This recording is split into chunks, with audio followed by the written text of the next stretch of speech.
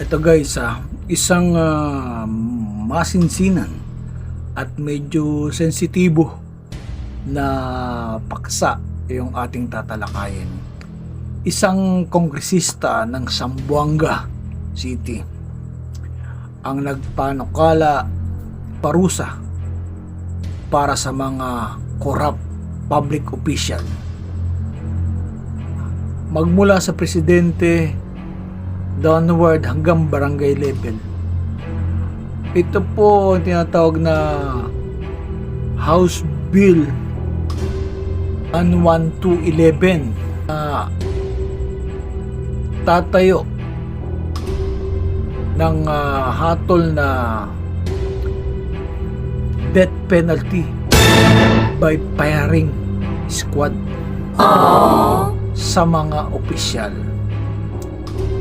Ayon dun sa panukalang batas ni Congressman Olaso, maibibigay o maisasakatuparan lang ang hatol kapag ang akusado ay nagamit niya na lahat ng kanyang karapatan na ayon sa batas.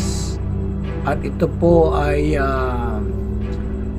na nakadaan sa Korte Suprema at mabibigyan na ng final verdict.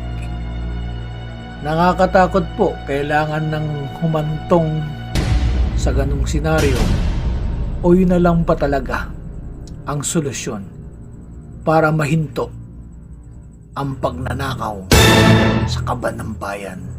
Napakasakit pong isipin. Yes!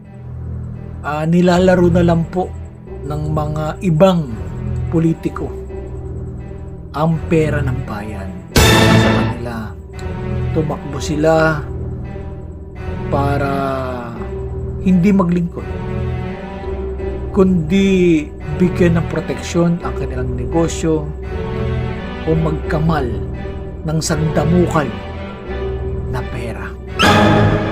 Napakayaman po ng bansang Pilipinas, pero nauuwi po sa wala dahil po sa mga ganid na politiko.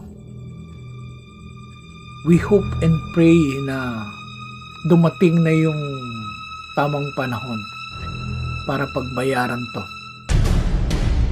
ng mga mapag-import na politiko. Oh, okay. Yes. Tama naman siya doon